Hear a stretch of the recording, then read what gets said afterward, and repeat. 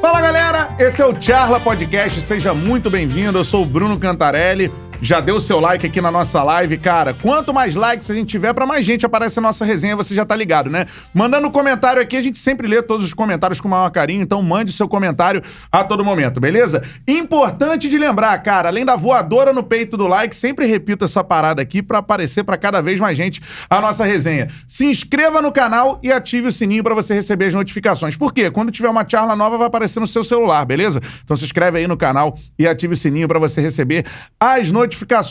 Hoje uma charla especial, cara. Nosso primeiro treinador em atividade, já recebemos alguns ex-treinadores aqui no Charla Podcast. Agora o primeiro treinador que tá aí trabalhando e mostrando a qualidade, muita qualidade. A gente vai falar sobre isso aqui daqui a pouquinho. Hoje, só pra avisar, meu parceiro Beto Júnior não tá nessa resenha aqui por alguns outros motivos, mas a gente tem parceiros muito competentes. E pra mim, a melhor cobertura do Botafogo, né, que eu conheço, o melhor jornalista que trabalha com o Botafogo, tá aqui do meu lado, que é o Thiago Veras. E aí, Thiaguinho, tranquilidade, irmão? Tranquilidade, prazer. Eu já participei aqui como convidado, Verdade, né? mano. E agora eu tô participando... Aliás, seus cortes, pô, muitos views, hein, irmão? Tô esperando o chopp depois.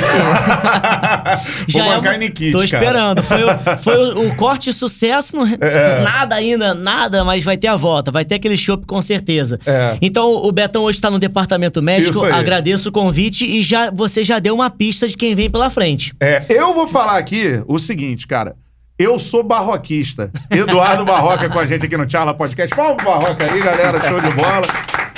E aí, Barroca, primeiramente, muito obrigado por aceitar o nosso convite. Cara, sou seu fã do seu trabalho. Muito legal ter você aqui com a gente. Obrigado, Bruno. Thiago também, uma pessoa que eu tenho muito respeito.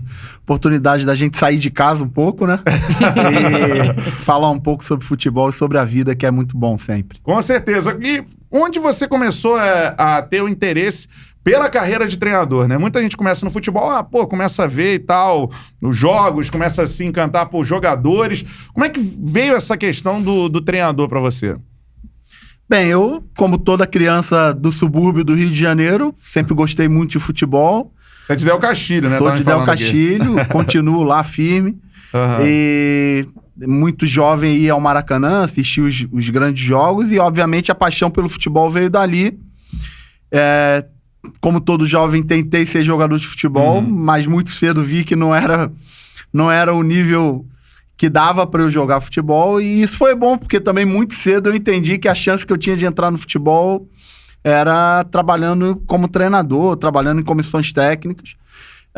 Tudo, assim, na minha linha do tempo profissional foi tudo muito precoce, porque com 17 anos eu entrei na Universidade de Educação Física, Universidade Federal do Rio de Janeiro. Mas já com essa cabeça de cara? Já entrei com essa cabeça. E com 18 anos eu já comecei a fazer estágios em clubes de futebol e por aí foi. Trabalhei em diversos clubes ainda muito novo. E com 22 anos eu passei a acompanhar diversos treinadores aí importantes em clubes diferentes. Eu fui auxiliar do nosso Papai Joel, fui auxiliar do Paulo Roberto Falcão. Que galera, né? Que galera. Caio Júnior, Celso Rotti, Jorginho, Doriva.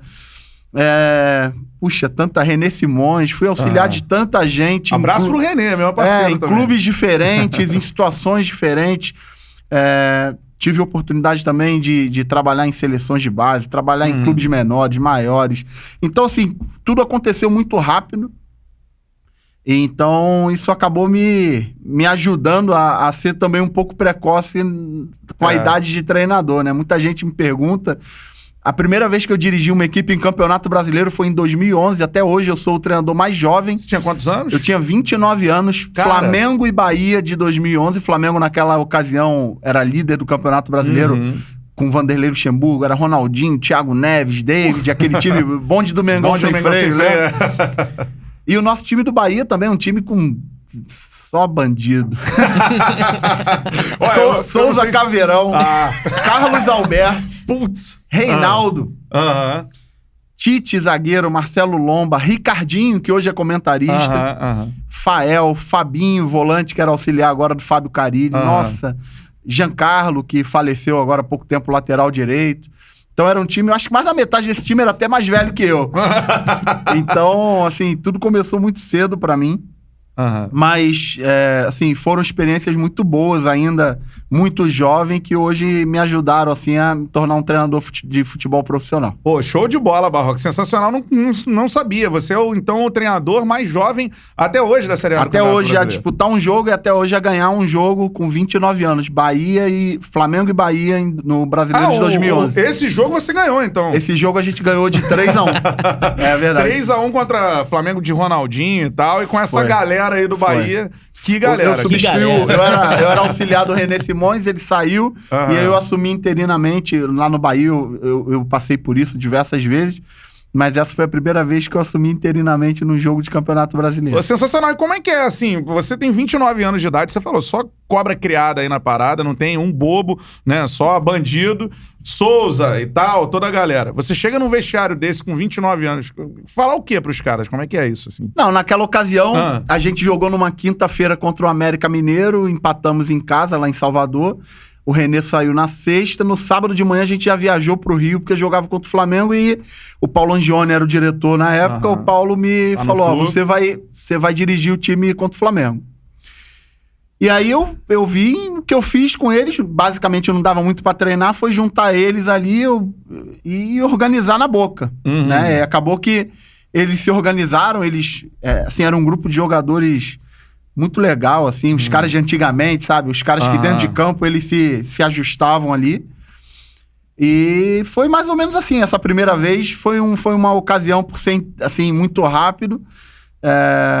Eles se juntaram ali, a gente se organizou, encontramos uma forma ali de fazer com que eles jogassem coletivamente. Eu lembro que o Ricardinho, mesmo já sendo veterano, já tinha acho que 34 ou 35 anos, eu lembro que nessa nossa conversa eu juntei eles ali pra gente organizar a equipe, e ele falou assim pro Carlos Alberto, deixa que eu corro pra você jogar mais próximo dos dois atacantes. Isso foi uma coisa que me marcou muito. Ele falando, ele mesmo mais veterano, ele falou pro Carlos Alberto assim, eu vou correr pra você jogar mais próximo, você tem mais força, você vai estar mais próximo do Reinaldo e do Souza. E isso aconteceu no jogo. Assim, umas memórias muito legais aí desse momento. Sensacional, cara. Eu não sabia, então o Barroca é o treinador mais jovem a conseguir uma vitória e dirigir um clube no Campeonato Brasileiro, 29 anos de idade, dando esporro em Souza, em Carlos Alberto. Tem que ter moral, irmão. Então, eu não sei, Barroca, se é 100% isso ou não chega, por exemplo, ser uma unanimidade, mas por vários auxiliares com quem eu já trabalhei e conversei, eles falam assim, cara, o auxiliar é meio paizão do grupo, tem um relacionamento às vezes até melhor que o técnico. Por quê? Não é ele que escala. Não é ele que vai determinar a relação. Então, às vezes, ele é um bombeiro, ele apaga incêndio, ele contorna situações ali. No dia a dia, auxiliar, às vezes, é até mais paizão do que técnico mesmo, não? E por isso, talvez, a galera se juntou ali a você naquele momento por ser uma coisa tão rápida e vocês conseguiram essa vitória? Naquela ocasião sim, porque eu participava muito naquele cenário da montagem do time, a escolha dos jogadores. Mas eu acho que o auxiliar, ele precisa se moldar também a quem ele está trabalhando, né? O auxiliar que eu fui do Joel é completamente diferente do auxiliar que eu fui do René Simões, por exemplo. O meu trabalho com o Joel é um cara que tem um domínio afetivo ali dos jogadores absurdo. Então, o meu trabalho com o Joel era muito mais para complementá-lo nos treinos de campo. Já o René é um cara com um treino de campo muito bom, e o meu objetivo ali principal como auxiliar do René era muito mais controlar quem não vinha sendo tão utilizado. Sim. Né? E com outros treinadores, você vai pegando a característica de cada um dos treinadores. Por exemplo, fui auxiliar do Caio Júnior, que era um cara espetacular. E eu ajudava muito o Caio na questão de fora de campo. Sempre tive facilidade com computador, então montava as preleções para ele, para que ele estivesse mais à vontade. Então, assim, eu acho que o auxiliar, ele precisa se adaptar a quem ele está trabalhando, mas naquela ocasião específica, eu acabava que tinha um laço afetivo com os jogadores próximos, porque eu ajudei a montar aquele time desde o início, né? Junto com o Paulo Angione, a gente acabou criando um vínculo com aqueles jogadores, eram jogadores já experientes, e acabou que naquele momento ali, isso que você falou faz sentido, a gente se juntou ali, A gente não queria ter perdido o treinador, a gente perdeu o treinador naquela ocasião, então a gente se juntou porque a gente precisava dar uma resposta. E acabou que deu certo naquele momento. Só pegar aqui, Cantarelli, o fio da primeira resposta do Barroca. Teve uma vez, inclusive, eu vou falar aqui, eu esbocei até um trabalho com ele. Tive uma reunião de uma coisa particular. E acabou que naquele momento, o Barroca, lógico, né, profissional da outra área, ele acabou sendo muito importante em alguns ensinamentos que ele acabou passando naquele nosso bate-papo ali. E eu não sei se eu vou pegar desprevenido agora, mas essa questão dele ser um cara estudioso, né, um cara moderno, e de quando veio lá atrás para ser técnico, ele falou pra mim assim, se você me perguntar, eu sei os 20 técnicos da Série A, os 20 técnicos da Série B, sei lá os da Série C e tal, porque ele mostrou todo um conhecimento, né, de profissão, mercado, que foi interessante. Eu não sei, logicamente, agora de cabeça, mas na ocasião ele foi, ó, pá, eu falei, cara... O homem tá chegando com tudo, cara. Sabe de cabeça, mas ainda, né, enfim, o Campeonato Brasileiro... Tá começando. Tá começando. Não, eu sei de cabeça. Sabe? Sei. Pelo menos os 20 da A e os 20 da B, sei todos. Porque assim, esse momento que eu tô vivendo agora de transição entre um clube e outro, como é que eu tenho dividido o meu tempo produtivo? Eu dividi basicamente em 3 partes. A primeira parte é uma avaliação minha e da minha equipe de trabalho, de tudo aquilo que a gente fez na última temporada, os treinos que a gente deu, os jogadores que a gente escolheu, as decisões que a gente tomou, tudo. A gente está fazendo olhando realmente para dentro tudo aquilo que a gente viveu na última temporada.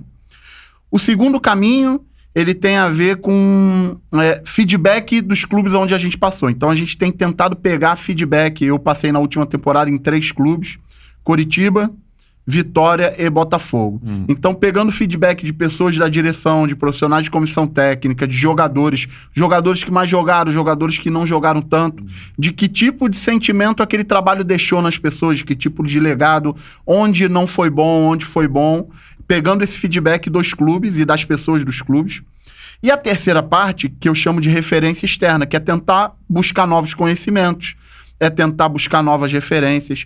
E aí, dentro dessa parte, que são as referências externas, tem um braço que é o estudo de mercado que eu faço sempre, né? Então, o que é o estudo de mercado? É o conhecimento de jogadores, é o conhecimento do mercado sul-americano. Eu passei agora, recentemente, por um processo seletivo muito legal que eu nunca tinha passado na minha vida, para uma equipe chilena, uma grande equipe chilena. Eles fizeram um processo seletivo com 5 treinadores e eu era um desses 5 treinadores. Cara, isso é muito legal pra galera saber, assim, o que acontece nesses bastidores, exatamente. Né? E foi um processo seletivo extremamente profundo, né? E foi muito importante para que eu tivesse um conhecimento mais profundo, por exemplo, do futebol chileno, em que eu não tinha. Naquele momento, naquela ocasião, até entrar nesse processo seletivo, não tinha. Então, tive que correr atrás. Então, por exemplo, só para vocês terem uma ideia, no futebol chileno, das 17 equipes que disputam lá a Primeira Liga, existem 8 treinadores argentinos, 7 treinadores chilenos, um venezuelano, que é o Dudamel, e tava no Atlético, um uruguaio, que é o Eduardo, que é o Poyet, Gustavo Poyet, que é o do Universidade Católica. Então, assim, na Argentina, das 26 equipes, só um treinador não é argentino, que é o Medina, do Tajeres. São 25 argentinos. Então, assim, Cada país tem uma realidade, né? Eu procuro estudar, separar um período do meu dia para estudar mercado, para estudar treinadores, para estudar jovens jogadores. Eu tenho estudado muito sobre os jovens jogadores. Hoje, a necessidade que os clubes têm de utilizar os jovens jogadores. Quantos jogadores nascidos em 2003 foram utilizados no Campeonato Brasileiro? Quantos em 2004? Quais as posições? Existem alguns indicativos e eu acho que essa é uma das minhas responsabilidades como treinador, saber quem são os treinadores. A gente tem aí um exemplo, futebol paulista, das 4 grandes equipes, 2 tem treinadores estrangeiros. Verdade. No Sul, das 2 principais equipes, um é estrangeiro. E em Minas, agora, os 2 são brasileiros, mas tínhamos o Sampaoli. Em Fortaleza, um estrangeiro e um brasileiro. Então, cabe a mim procurar estudar, entender de onde vem, qual é a formação desses profissionais, para daqui a pouco a gente vai estar se enfrentando aí, ter um conhecimento profundo disso. Eu acho que é importante para todos nós. Com certeza. A gente vai chegar nessa questão dos brasileiros, dos estrangeiros, se tem alguma diferença. Mas então você sabe os 20 treinadores da Série A de cabeça? Pode falar pra gente, não? Claro, vamos lá, me fala os 20 times. Pelo menos não peguei o cara de surpresa, tá vendo? América, vamos lá, vamos em ordem alfabética, você me ajuda. Na memória, América Mineiro Lisca. Atlético Paranaense Antônio Oliveira. Atlético Goianiense está o Eduardo Souza lá de interino, eles estão sem treinador efetivo. Atlético Mineiro Cuca. Me ajuda aí na hora. Bragantino. Maurício Barbieri. Aí vamos lá. Ajuda aí, vai lá, Corinthians, sei lá. Silvinho. Mais fácil talvez ir pelo estado. Pelo estado, vamos voltar então. Paulista, Corinthians, Silvinho, Fernando Diniz, Maurício Barbieri, Abel, Crespo. Temos mais alguém em São Paulo? Bragantino, que é o eu falei o Paulo. No Sul, o Ramires e o Thiago. Né, em tem o Juventude agora. Marquinhos Santos. Marquinhos Santos. Foram 8. Santa Catarina, temos alguém na Chapecoense, Moza. Moza, meu amigo Moza. Então 9. Minas tem um, né? Ele falou já também. Curitiba aqui, né? Eu já falei? Não, Minas tem 2. Minas tá mas dois, o Cruzeiro não tá na A, né? Não tá, mas tem o América, é o Lisca e o isso, Cuca. Curitiba tá o Antônio, no Atlético Paranaense. O Curitiba caiu pra B. Isso. Tem o Cuiabá. O Cuiabá tá o Alberto. Fortaleza o Vojdova, né? O nome não é esse o nome dele? Eu não sei pronunciar o nome dele. Chegou agora. E o Guto Ferreira. Sport tá Humberto Loser, meu amigo também. Quem mais? Vamos pro Rio. No Rio, Marcelo. No Rio, Marcelo Cabo no Vasco, Chamusca no Botafogo e o Rogério com o Roger no Flamengo e no Fluminense. Bahia tá o Dado Cavalcante. Acho que acabamos, não? Eu acho o cara sabe tudo, né? Se faltou alguma coisa aí, Miguelzinho dá uma ajuda aí. Acho que... Tentando pegar pelo rabo, né, Thiago? Ele tá acostumado com isso. Ser capcioso. Tá atualizado, tá vendo? Cara, minha pergunta deu certo. Se a gente esqueceu de algum time brasileiro, desculpa aí, mas eu acho que eu lembrei de todos aqui da Série A. Eu tenho que falar. Isso não é um privilégio. Acredito que todos os treinadores sabem. Se você fizer essa pergunta pra todos os treinadores que eu não sei se a resposta vai ser tão imediata. Assim, na lata, vai sim. Eu acredito que é um hábito dos treinadores aí estarem estudando, estarem vendo como as equipes jogam. Eu acho que isso é bem comum, assim. Tá certo. Então, cara, um conhecimento sensacional. Dê o like no nosso papo aqui, que tá começando, tá fluindo demais. Like no papo a todo momento. Quanto mais likes a gente tiver, pra mais gente aparece o nosso programa aqui, o nosso Charlie. É o seguinte, cara, se inscreva no canal e ative o sininho pra você receber as notificações. Eduardo Barroca tá aqui com a gente. Agora, Barroca, voltando a esses treinadores, eu quero saber uma história do Joel. Você tem alguma história do Joel pra contar pra gente? Não? Porra, tem muitas. Com certeza engraçada. Eu tenho uma história legal. Eu vou contar 2 histórias legais com o Joel. Tem uma final do Campeonato Baiano de 2013. O final dela é trágico, mas a origem é legal. A gente tava oscilando muito no Campeonato Baiano, tava mal, e aí o Joel chega pra tentar salvar e com o jeitão dele ele consegue levar a gente pra final. A gente tava oscilando, ele pegou o time, a gente foi ganhando, chegamos na final, Bahia e Vitória, Fonte Nova lotada. A gente, na véspera da final, do primeiro jogo da final, a gente contratou o Paulo Storani, que é o capitão do BOP, que deu a origem lá, o Tropa de Elite e tal, pra fazer uma palestra com os jogadores. E o Paulo Storani fez uma palestra espetacular. Acabou a palestra, o Joel falou pra mim, pô, tô confiante, acho que foi muito bom e tal. Tá bom. Fomos pro jogo no domingo. Chegamos no jogo lá, Fonte Nova lotada, sentamos no banco. Começou o jogo. Com 3 minutos de jogo, Vitória faz 1-0. A gente sentado. Aí, sei lá, não lembro exatamente os tempos, mas assim, com 7 minutos de jogo, Vitória 2-0. E com 11 minutos, o Vitória 3-0. E aí, quando o Vitória faz o terceiro gol, foi até um gol do Fabrício, zagueiro que foi do Flamengo, ele raspou uma bola de cabeça assim. E aí o Vitória faz o terceiro gol, ele não tinha nem levantado do banco, ele vira pra mim assim e fala, o inimigo agora é outro. E aí, imagina, a torcida querendo matar a gente. E aí o final dessa história foi trágico, porque a gente perdeu o primeiro jogo da final de 7-3. E acabou que o Joel saiu naquele dia. E tem uma história legal da semifinal desse campeonato também. O Joel é um cara muito... É engraçado, pelo Joel ser brincalhão, as pessoas não têm noção do quanto ele assim, um cara comprometido com o trabalho. Então, a gente via... O primeiro que o Joel era 2 dias de concentração para manter ali os jogadores descansando. Era um período que eles estavam jogando muito. E a gente foi jogar em Juazeiro. Jogava num domingo. Viajamos na sexta. E sexta-noite jantou todo mundo no quarto dele para assistir o jogo do adversário. E aí, ele já cansado, todo mundo ali cansado da viagem, e aí a gente convenceu ele que era um dia dele descansar pra ele poder dar o treino no sábado pra gente jogar no domingo. Eu falei, pô, Joel, vamos descansar hoje, descansa aí e tal. Amanhã a gente vê esse vídeo. E a gente conseguiu convencer ele. E aí ele foi dormir, e a gente foi... a gente tava num hotel em Juazeiro, e do lado tava tendo um festival de comida típica. E lá a comida típica é o bode, né? E a gente foi comer um bode. Aí fomos comer um bode. Aí, no outro dia, a gente foi treinar de manhã, o taxista do hotel pediu pra tirar uma foto com o Joel. Aí o Joel falou, e aí, levou muita gente pra noite ontem? Aí o cara, não, pô, levei ninguém pra noite não. A rapaziada aí que saiu pra comer um bode ali. Ele, Aí fomos pro treino. Quando acabou o treino, voltamos... Taxista, pô, X9, Voltamos pro hotel. E aí, antes de ir pro quarto, ele falou, eu quero minha comissão técnica toda aqui. E aí botou a gente assim, falou, quero um do lado do outro. E ninguém entendeu nada, né? Tava eu, Dudu Fonte, preparador físico e tal. Aí botou um do lado do outro e falou o seguinte, dê um passo à frente quem me traiu ontem à noite. E aí o Dudu Fontes foi o primeiro a se acusar. Aí o Dudu dá um passo pra frente, ele, você, né?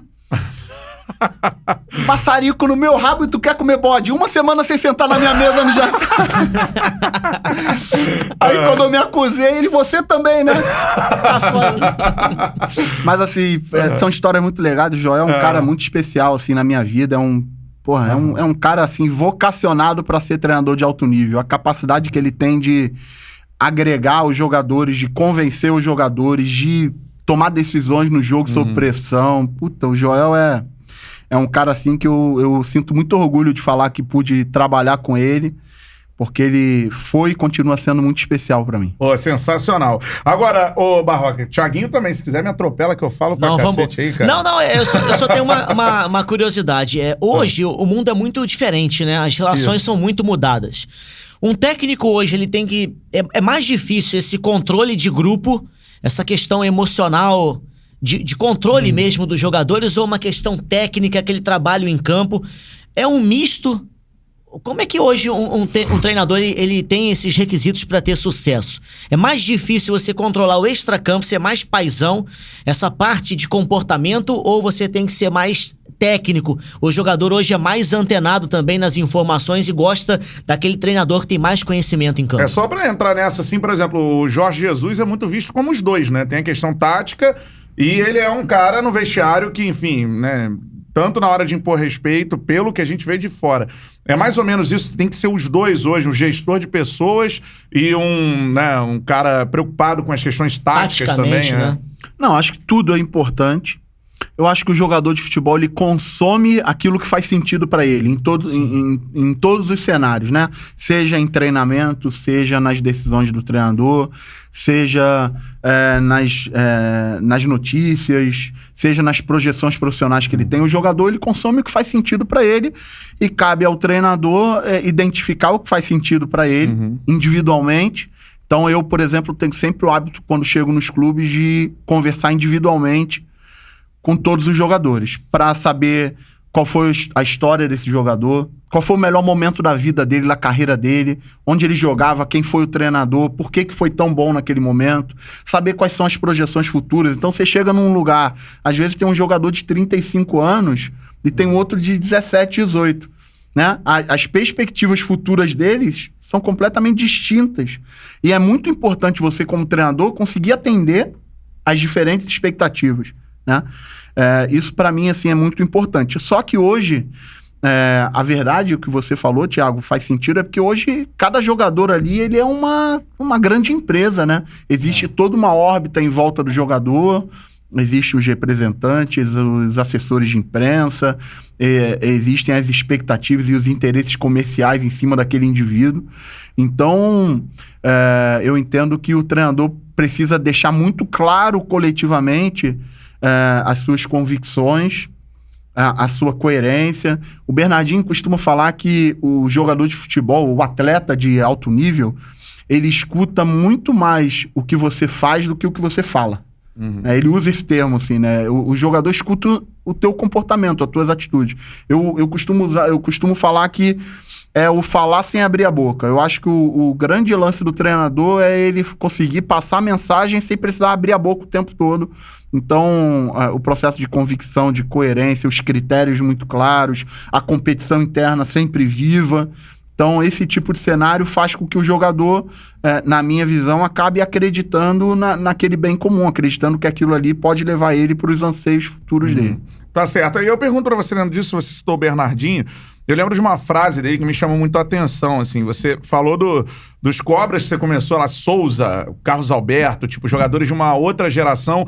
E agora a gente tem uma geração completamente diferente em termos de comportamento mesmo, tem acesso a smartphone, enfim, uma série de situações que mudaram o perfil do jogador brasileiro. E o Bernardinho falou uma parada, eu lembro muito bem agora nos Jogos Olímpicos do Rio, que ele tinha treinado uma geração campeã olímpica.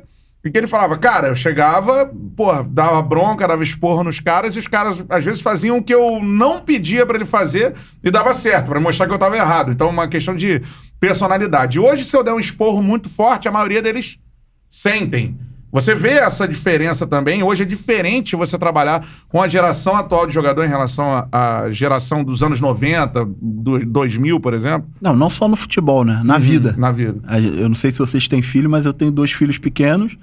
E a minha ação, a minha interação, a minha capacidade de ter que justificar coisas aos meus filhos é completamente diferente do que os meus pais tinham comigo. Né? E eu acho que isso é um caminho sem volta. Isso não tem... não tem volta nesse cenário. Então, cabe ao treinador, cabe ao mais velho identificar e ter capacidade de acessar esse jovem jogador dentro dessa realidade. É algo que eu estudo diariamente, que eu procuro trabalhar, mas que é novo, né? Tudo tá acontecendo numa velocidade incrível, de uma forma incrível. A gente pode fazer exercícios aqui, imagina um grande jogador hoje, jovem, um grande ativo de um grande clube, que um treinador vai chamar a atenção dele de uma forma e esse jogador vire para esse treinador e fale o seguinte, não dê uma resposta atravessada. Eu pergunto para vocês, dependendo do cenário, quem ganha essa briga? O jovem jogador ou o treinador? Hoje, talvez, o jovem jogador. Antigamente era diferente. Sim, então isso é só um... Sim. Né? Isso é um... A gente pode fazer esse exercício aqui, tentando fazer transferência para nomes, para... A gente vai ver... Eu lembro de algumas situações. Teve o Neymar um tempo atrás no Santos, coisa e tal. E recentemente o Gabigol e Rogério, né? Agora não, agora se dão bem e tal, mas saiu reclamando, por exemplo, entre outros jogadores aqui que a gente pode citar. É um caminho sem volta e a gente vai ter que saber se adaptar a esse novo momento. E quando eu falo se adaptar, é ter capacidade de acesso ao jogador, que eu falo, do convencimento. O jogador entender que aquilo que você está falando para ele faz sentido para ele, para o time, ele entende que aquelas decisões, aquela forma de jogar, aquela tua cobrança vai fazer ele chegar onde ele quer no futuro, o propósito dele, né?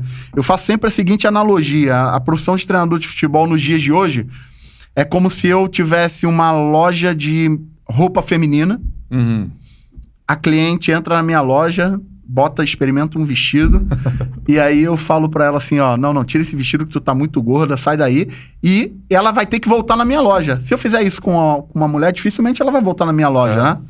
O treinador de futebol é isso, ele é o cara que tem que cobrar o jogador, e o jogador tem que voltar no dia seguinte acreditando nas ideias dele. Né?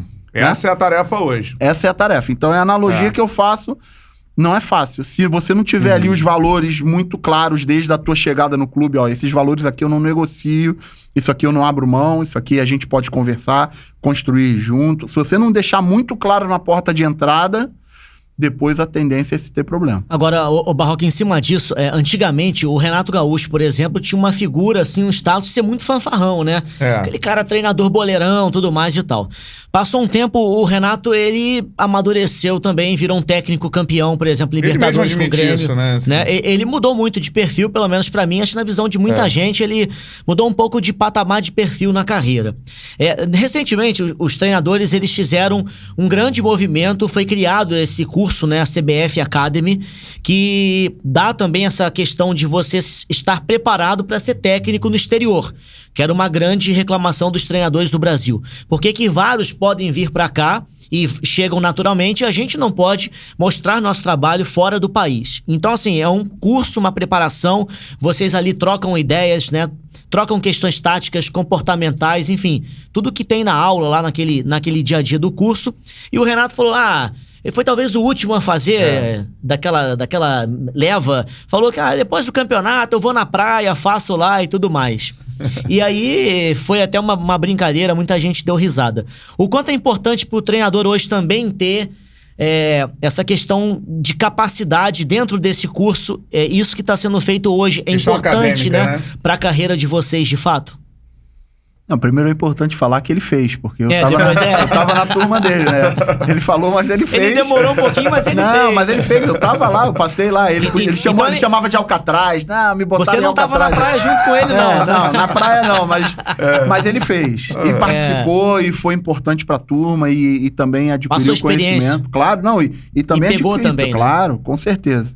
O primeiro ponto é esse, ele fez porque hoje é obrigatório se fazer. Né? Senão você não consegue estar à beira do campo porque você não tem o licenciamento para isso. Eu acho sempre que é muito importante buscar qualquer tipo de conhecimento para agregar valor ao jogador. E aí, quando eu falo conhecimento, nem sempre é o conhecimento de futebol ou de parte tática.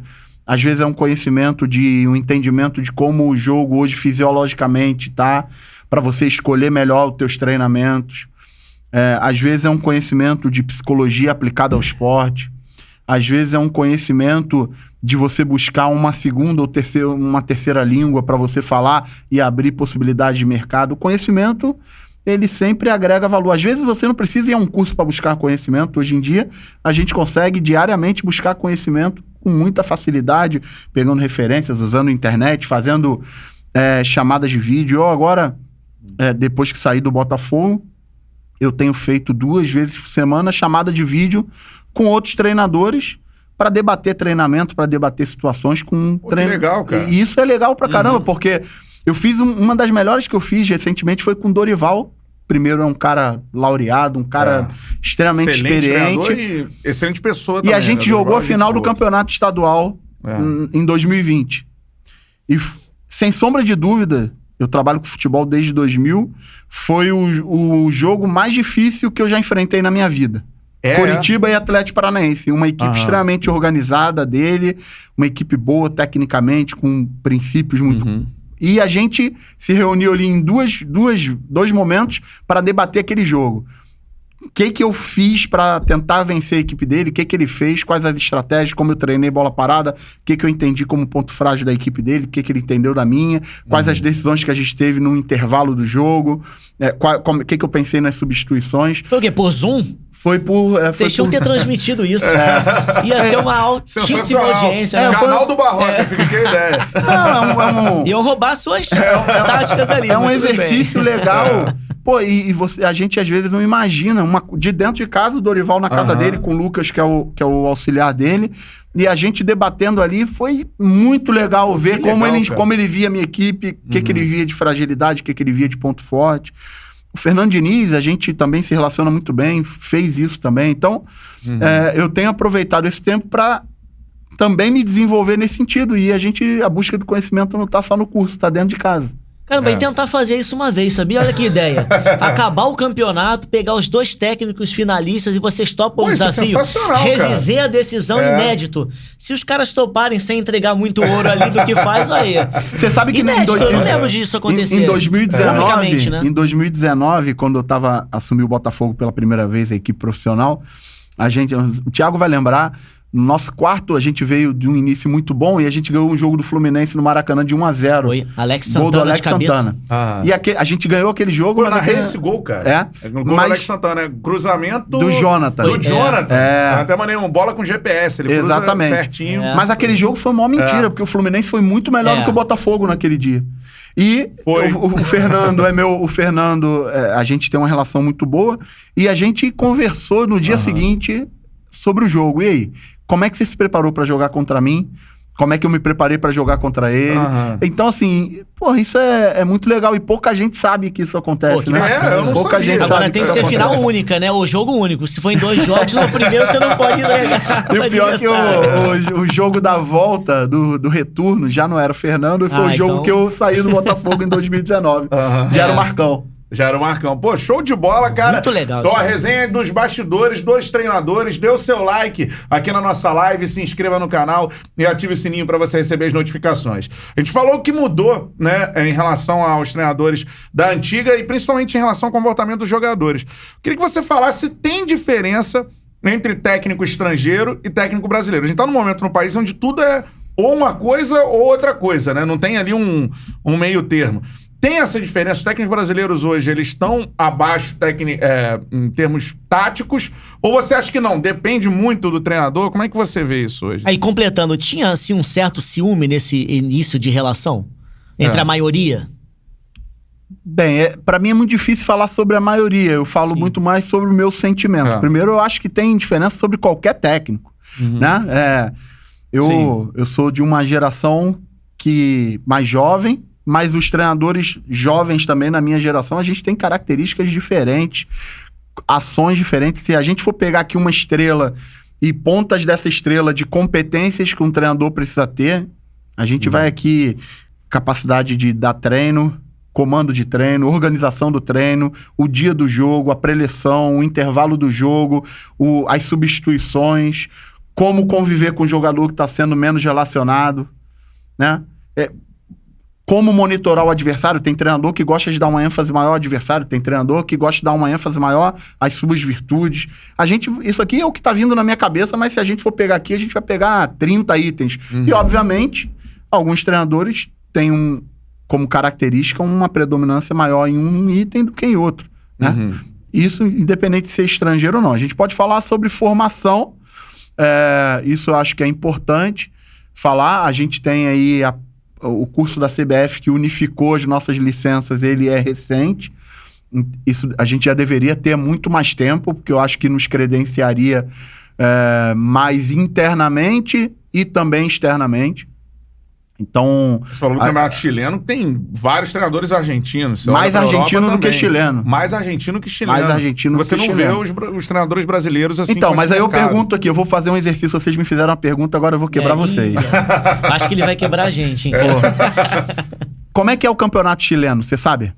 Campeonato chileno... Como é que funciona? Como é que funciona o campeonato chileno? Eu não sei, vou ser sincero. Você sabe? Já quebrou Mas a gente. é abertura e clausura, ou não? Não, tô te perguntando, eu não tô querendo ser mesmo. Eu não quero responder pra você, eu tô te perguntando. Quer uma dica. Deveria saber, não sei. Você sabe, Thiago? Também não, assim ao fundo não. Quem foi o atual, quem é o atual campeão chileno?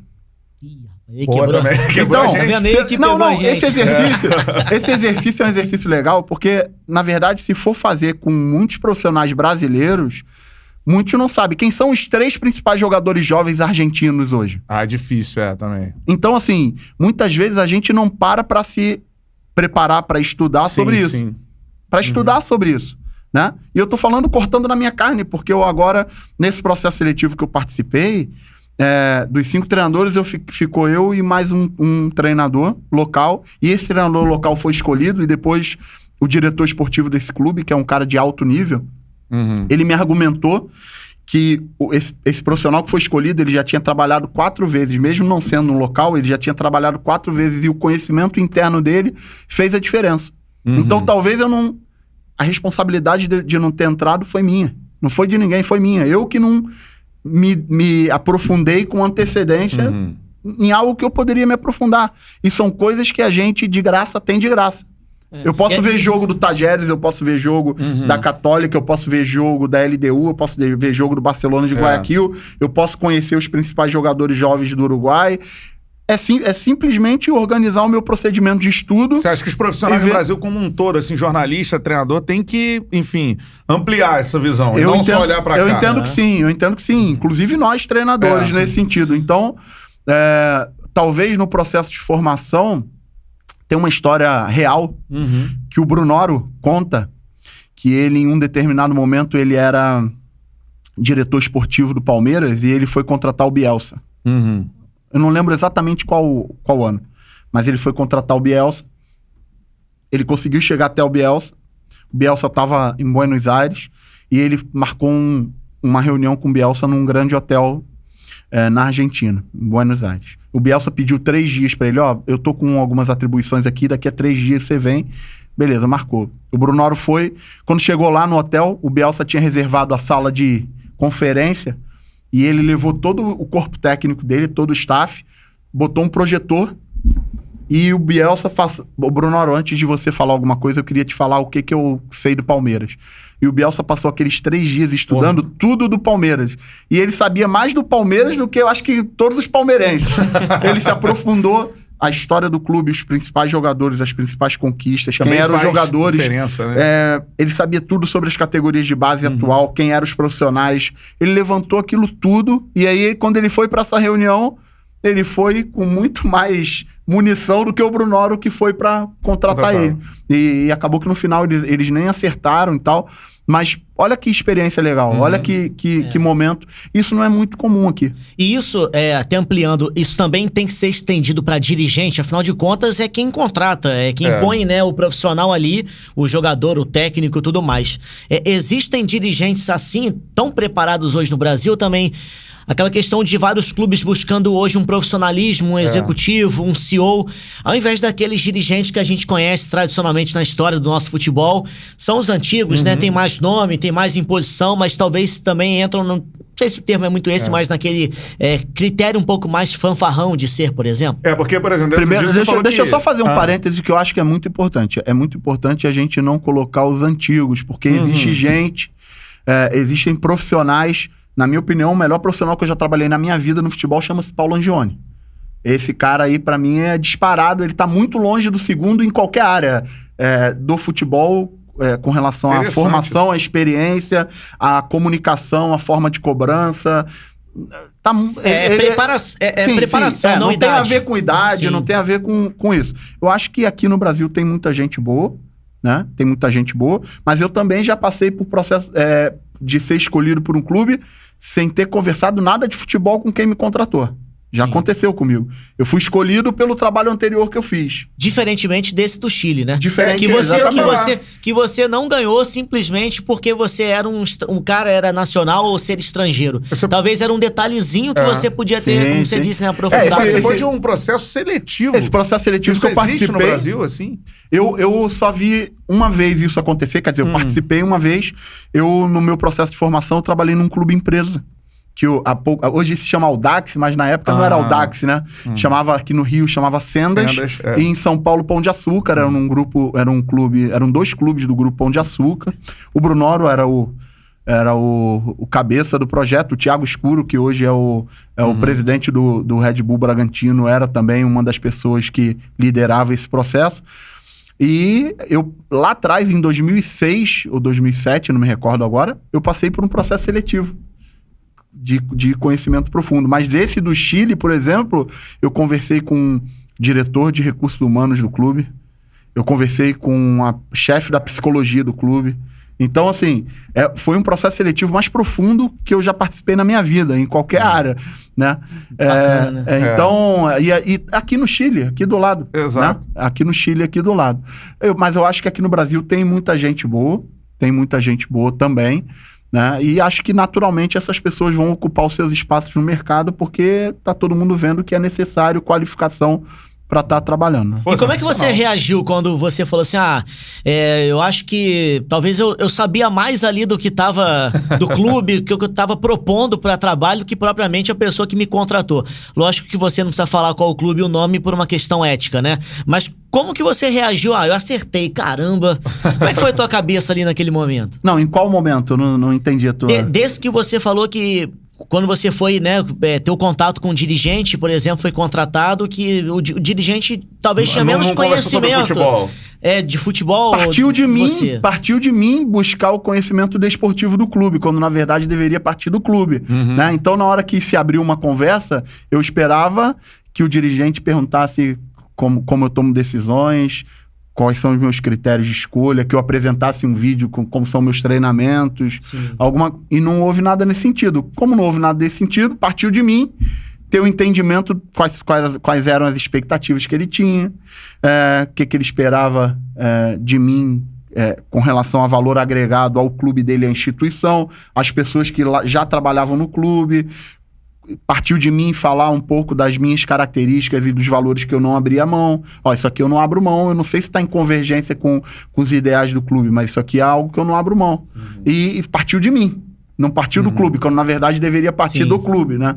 Mas na verdade naquele momento, por questões circunstanciais externas, pelos meus últimos trabalhos, isso aconteceu. Agora, você falou, o melhor dirigente que eu trabalhei, ou enfim, tem conhecimento é o Paulo Angione. Você falou que é um cara extremamente competente, tá no Fluminense hoje. Você falou também que o embate mais difícil que você teve na sua vida profissional foi contra o Dorival na final do Campeonato Paranaense. Agora eu te pergunto outras duas situações. O treinador, assim, que te impressiona pode ser no mundo inteiro, assim, o cara que você se espelha, enfim, o cara de altíssimo nível, e o mais, sei lá, o maior treinador que você já enfrentou, você acha, assim? Bem, eu não consigo te falar minha maior referência como treinador, porque eu tenho por hábito sugar características de cada treinador. Então, assim, eu fui auxiliar técnico de muita gente, e até aqueles que eu menos me identifiquei, muitas vezes eu me pego no meu trabalho usando alguma coisa daquele profissional. Usando alguma competência, usando alguma característica. Eu faço esse exercício direto, assim, daquele trabalho que eu menos me identifiquei. Às vezes, como auxiliar, eu olhava assim e falava, isso é um negócio que eu nunca vou fazer no dia que eu for treinador. Mas aí aquele treinador passava, eu não me identifiquei com ele em algum momento, por alguma ação, e eu me via usando alguma coisa que ele me ensinou, que ele fazia e tal. Então, assim, eu fui educado e continuo com essa educação e tento passar essa educação para as pessoas que trabalham comigo. Por isso que eu até falei, um dos exercícios que eu tenho mais feito agora é que tipo de sentimento o nosso trabalho deixou nos clubes onde a gente passou. Porque para mim é muito importante ouvir do supervisor do Coritiba aquilo que ele não se identificou no meu trabalho, o que ele mais se identificou, qual foi o momento que ele achou que foi o momento que a coisa desandou. Para mim é importante ouvir isso. Porque mesmo que num primeiro momento doa na carne, você vai refletir, né? Vai ver se aquilo ali faz sentido pra você e você vai levar pra frente. Então, assim, eu tenho eu procuro me exercitar e ter essa educação de buscar coisas, inclusive de treinadores que eu não conheço, treinadores que são referências no mundo, buscar entrevistas, buscar ações. Hoje a gente tem documentários aí extremamente acessíveis de grandes equipes do mundo que você pega e você fala, isso aqui é transferível para esse clube, isso aqui é transferível para minha característica pessoal, isso aqui dá para transferir. Outras coisas não dá, pelo momento que você tá, pelo clube ou pela tua característica pessoal, nesse sentido. Mas tem isso de melhor técnico do mundo? Tem eleição Guardiola. Sempre de jogador, né? Hoje uma referência é o Guardiola. Como disse o Bruno, todo mundo fala, o melhor técnico do mundo, na época tem uma evolução ali de um estilo de jogo e tudo mais e tal. Tem isso assim de, o Guardiola é o melhor técnico do mundo, ou existe ou não pra você? Se existe, pra mim não. Até saiu agora, na última semana, os 10 principais no ranqueamento de uma revista, que é a principal revista de futebol do mundo, que é uma revista inglesa. E ela ranqueou os 10 principais treinadores do mundo com os critérios dela, mas como eu acredito que... eu realmente acredito nisso e coloco em prática nos meus trabalhos, que eu gostaria que o lugar que eu trabalho fosse um pequeno recorte da vida que eu gostaria que a sociedade tivesse. Então, eu não pauto apenas um bom trabalho ou um mau trabalho em cima de resultados, ou em cima de uma forma de jogar, ou em cima de uma parte tática. Muitas vezes um treinador ele consegue mudar a vida de um jogador ou mudar uma cultura interna de um clube e isso nem é externado. Não tem tanto valor, não tem tanto valor externo. Dentro tem muito valor. Então, eu vou compartilhar uma coisa que aconteceu agora depois que eu saí do Botafogo. o Fernando, sei lá, acho que um mês depois que eu saí do Botafogo, um dia o Fernando me ligou. Fernando Diniz. E aí a gente estava conversando, obviamente ele viu tudo que aconteceu, ele viu que foi muito doído para mim esse final aí do Botafogo e tal, e ele me falou o seguinte, talvez pela formação de psicologia dele, mas eu acredito que muito mais pela formação humana. Não tenha dúvida que essa tua temporada de 2020, com todas as dificuldades que você teve, foi o teu melhor ano como treinador de futebol, porque é o ano que vai te trazer mais aprendizado para você colocar em prática na frente. Num primeiro momento, eu comecei a refletir aquilo ali, porque estava doendo na carne, né? E fez muito sentido para mim. Quer dizer, ele não precisou ganhar um título, ele não precisou... Porra, ele numa ação de sensibilidade dele, ele me ligou e aí ele compartilhou um pouco do que ele tinha vivido no São Paulo também. Porra, e aquilo ali faz muito sentido pra mim. Aquilo ali o que a gente quer da nossa vida? A gente quer que as nossas lideranças sejam honestas. Eles podem até errar numa decisão, mas a gente quer o quê? Que quem governe o país, a gente olhe, não, eu me identifico com esse cara moralmente, eu me identifico com esse cara aí, eu não tenho dúvida da intenção dele, né? Eu vivo em um conglomerado coletivo onde eu respeito as pessoas e eu tento fazer do meu trabalho um pedaço disso. É uma das minhas missões enquanto treinador, naquele momento que eu tô treinador de um local, tentar fazer um ambiente onde as pessoas se identifiquem como aquilo que elas gostariam de ter na vida de uma forma geral, entendeu? Com certeza. E eu queria perguntar assim, também, o jogo da sua vida, assim, aquele jogo que... Como profissional, assim, aquele jogo que não sai da sua memória. Pô, hoje eu mandei bem pra caramba, irmão. Hoje eu fui bem aqui na escalação, mexi bem. Pô, a estratégia. Mandei bem. É tanta jogo, coisa assim, difícil, né? Eu preciso raciocinar mais, assim, mas... Poxa, eu preciso pensar mais. O que deu uma satisfação pessoal, assim, entendeu? Eu entendi, mas é porque a minha linha do tempo não tá por aí, assim. Tiveram jogos que eu venci, que foram importantes. A gente ganhou o Brasileiro Sub-20, eu fui campeão já estadual no Vasco, no Bahia. Poxa, a minha primeira vitória como treinador profissional do Botafogo contra o Bahia foi importante pra caramba. Foi um dia, assim, emocionante. A Beth Carvalho tinha morrido, aí a torcida fez aquela homenagem a Beth Carvalho, e eu lembro que antes do jogo o Roger era o treinador do Bahia, eu fui cumprimentar o Roger, e aí começou o hino e eu fiquei do lado do Paulo Paixão, assim, cantando o hino, e eu olhei, Paulo Paixão, quando eu entrei na faculdade, era o meu ídolo, assim, depois a gente trabalhou junto, ficamos amigos. Porra, e aí a torcida, depois do hino, começou a cantar Beth Carvalho, Paulo Paixão, assim como eu, é fã de samba. Porra, olhei, cara, que oportunidade do cacete, que coisa legal, assim, aquilo ali me marcou muito. Mas eu coloco outros valores à frente desse tipo, assim, esse jogo foi legal, a gente ganhou. Eu me recordo, assim, de outros momentos muito mais importantes do que vitórias. Momentos, assim, de conversas com os jogadores, momentos de ver pessoas completamente, assim, desacreditadas dar a volta por cima. Isso, pra mim, tem um valor muito maior do que qualquer outra coisa. Tem algum caso especificamente que você possa contar, assim, dessa questão de você... alguém desacreditado, não estava rolando, e você conseguiu fazer com que... ajudar para que a pessoa desse a volta por cima? Assim. Um exemplo que eu posso dar, porque é um exemplo que me traz muita felicidade, é o Canu, zagueiro do Botafogo. O Canu é um garoto de uma família especial, fora do comum no futebol, tem uma família bem estruturada, o pai e a mãe dele sempre muito presentes e de um nível muito bom. E é um garoto que num primeiro momento não teve a oportunidade e, assim, não era para ter mesmo, porque não era o timing dele ali. Ele precisou sair, ele precisou ir para outros clubes, sofrer um pouco. E aí, quando eu assumo o Botafogo em 2019, o Canu retorna. E é impressionante, assim, ele tinha sido pai muito cedo, como é que ele voltou homem, ele voltou com responsabilidade, ele voltou concentrado, parecia uma outra pessoa, assim, não que ele não fosse, pelo contrário, o Canu sempre foi acima da média, mas quando eu olhei aquele garoto ali, eu falei, puta, ele vai, cara, ele vai, e assim, esse hoje sucesso... é um grande zagueiro já, esse sucesso que ele tá tendo é mérito dele e da família dele, porque em algum momento... ele virou a chave ali e passou a se dedicar e passou a enxergar que aquela era uma oportunidade especial para ele.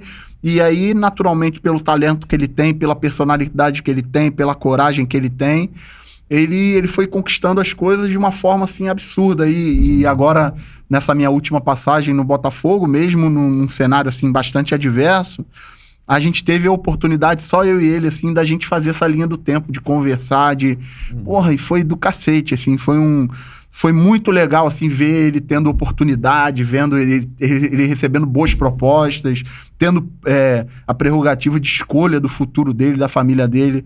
Então, assim, porra, isso pra mim vale mais do que qualquer jogo, qualquer título, qualquer coisa, ver esse tipo de coisa acontecer. Pô, sensacional. Dê o seu like no nosso papo. Eu peço toda hora, Barroca, porque quanto mais like a gente tiver, mais audiência a gente tem. O vídeo vai chegando pra mais gente. E, cara, vai ter muito treinador assistindo, eu tenho certeza, né? O Fernando Diniz já tá assistindo, o Dorival Júnior. Pô, todo mundo aqui, por favor, é isso aí. Professor René Simões já cobrei, cara, mas vou cobrar de novo lá, que eu trabalho com ele lá na Band. Então, ó, professor, quero você aqui também. Professor também é um cara, né, que tem... Espetacular. O discurso dele é um negócio sensacional. A prática também, não só o discurso, a prática dele. Também. Isso aí. Reverteu a situação do Fluminense dificílima. Eu sou muito grato a ele também, porque me ensinou muito, me puxou já muito minha orelha, já me orientou muito, já me ligou pra me dar esporro, E, putz, toda vez que eu encontro com ele é muito legal. Inclusive, depois, quando vai estar aqui, aí fala como é que foi a saída do Botafogo. Porque quando ele saiu na época, o René, que foi um pouco, né, sem ainda hoje ter muita explicação, ainda um certo mistério. Ele nos bastidores, se ele fala no ar. Era líder do campeonato, né? Não é comum um técnico líder sair, né? Enfim. Dê o seu like aqui no nosso papo, mande sua mensagem, se inscreva no canal e ative o sininho para você receber as notificações. Agora virando, né? Eu fiz perguntas sobre treinadores, dirigentes e jogador, Barroca. O jogador que você, cara, você olhou em campo assim, você falou, não é possível que esse cara consegue cumprir isso tudo. Ou que você treinou assim, cara, manda o cara fazer, o cara cumpre, é um cara... Enfim, jogadores que te impressionaram. Pode ser também discurso no vestiário, assim, você falou citou o Ricardinho aqui no início da sua carreira, enfim. O Ricardinho foi muito especial pra mim, porque, obviamente, já era consagrado, eu peguei o Ricardinho já veterano, mas era impressionante a capacidade daquele cara de jogar futebol em alto nível, não sendo um cara forte, não sendo um cara grande, já sendo um cara mais veterano, mas assim, e cognitivamente também muito especial. Mas eu tive a oportunidade, como trabalhei em muitos clubes diferentes, com muita gente boa, tive a oportunidade de trabalhar com muito jogador de muito bom nível, como treinador, como auxiliar, em seleções, né? Trabalhei muito tempo em seleções de base, trabalhei com muita gente boa. Mas eu vou dar um depoimento de uma situação que aconteceu ano passado e que me dá uma referência muito legal. Eu estava no Coritiba e na segunda ou terceira rodada do Campeonato Brasileiro jogamos Coritiba e Flamengo. E os estádios já estavam vazios, né? E um jogo, assim, difícil, obviamente. Começou o jogo ali um pouco mais equilibrado e tal. E aí, no final do primeiro tempo, o Flamengo faz 1-0. A gente vai pro intervalo, volta pro segundo tempo. Começamos o segundo tempo ali bem e tal. E aí, com 12 ou 13 minutos do segundo tempo, o René Júnior, que era o meu volante, foi expulso. Quer dizer, o cenário ficou bem difícil. E aí, a gente tinha contratado o Neilton e o Sassá tava voltando de lesão também. E aí eu coloco o Sassá e o Neilton e falo pra eles o seguinte: a gente tava com 1 a menos, eu falo assim, ó, a gente precisava reverter o cenário, a gente não vai jogar com 2 linhas de 4 com 1, a gente vai jogar num 4-3-2, vamos jogar com uma linha de 3 aqui alinhada, e pra vocês dois terem uma parceria ali e a gente não ficar tão atrás. E aí eu comecei a jogar no 4-3-2 ali naquele momento e as coisas começaram a dar certo pra gente, a gente começou a entrar bem no jogo e eu lembro que o Neilton chutou uma bola na trave, ela rolou, o Sassá depois... A gente sabe aqueles 5, 10 minutos assim, muito bem. E assim, a gente ia empatar o jogo. Até que sai um lateral assim perto de mim e aí o Felipe Luiz vira assim pros zagueiros do Flamengo e fala o seguinte: vocês não estão vendo que eles estão jogando no 4-3-2, não estão jogando 2 linhas de 4 com 1? Para de jogar por dentro, vamos começar a jogar por fora, que os 3 vão ter que balançar, daqui a pouco eles não vão aguentar a gente. Ele organizou o time e a partir daquele momento a gente não conseguiu mais fazer nada, assim. Ele teve uma leitura, assim, de dentro de campo perfeita do que estava acontecendo. Meu objetivo era tentar tirar o jogo de dentro deles um pouco e tentar ter uma parceria ali na frente para conseguir chegar na frente. E ele teve uma leitura ali rápida, foi bem na minha frente, porque era um lateral ali na frente da área técnica. E ele organizou o time na sensibilidade dele de jogador. O jogo terminou 1-0, mas o Flamengo, a partir daquele momento ali, dominou o jogo. Então, uma história bem legal. E um jogador, assim, que todas as vezes que eu joguei contra ele, eu nunca trabalhei com ele, mas que eu sou encantado com ele, que é o Paulo Guerreiro, que é um cara, assim... É impressionante o que eu vi esse cara jogar dentro de campo, assim, todas as vezes que jogou contra mim. Impressionante. Impressionante a capacidade que ele tem. Pra marcar é difícil. Muito, Torce muito. pra estar suspenso, machucado. Eu acho que eu já joguei umas 3 ou 4 vezes contra ele. Eu nunca vi esse cara jogar mais ou menos contra mim. Eu não sei se ele tem algum problema contra mim, mas ele contra mim sempre joga muito, muito. E assim, eu sou fãzão dele. Barroca, você falou de tática, né, desse jogo especificamente, e aí os técnicos começaram a ter os nomes usados sempre com ismo, né? Tem o barroquismo, por exemplo, no seu caso. Água barroca. E aí, como é que você reagia em relação a esse comportamento externo? Tanto a imprensa quanto quando falava a questão do barroquismo, e aí é uma coisa bem mais simples, né? Você pode destrinchar, que era a questão de posse de bola. Aí isso foi muito debatido. Futebol com posse, você tem que ser vertical. Não adianta você ter posse de bola. Teve até aquela entrevista lá do Porrete, né? E aí o negócio da posse foi mais o ataque e tudo mais, mas assim, você foi, né, classificado como futebol barroquismo. Existem outros técnicos que nos seus clubes também foram apelidados dessas maneiras, né? Como é que você absorveu a questão de barroquismo? Como é que você via essa análise do seu trabalho de fora? Bem, primeiro falar que eu sempre acreditei no vencerismo.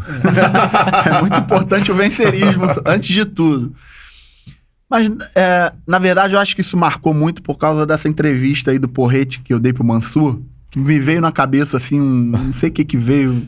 Cara, isso foi sensacional. Lembra aí o que você falou pra galera? Não, que o Mansur uma vez foi fazer uma entrevista comigo, logo quando eu fui pro Botafogo, e assim, a gente tava jogando com muita posse de bola.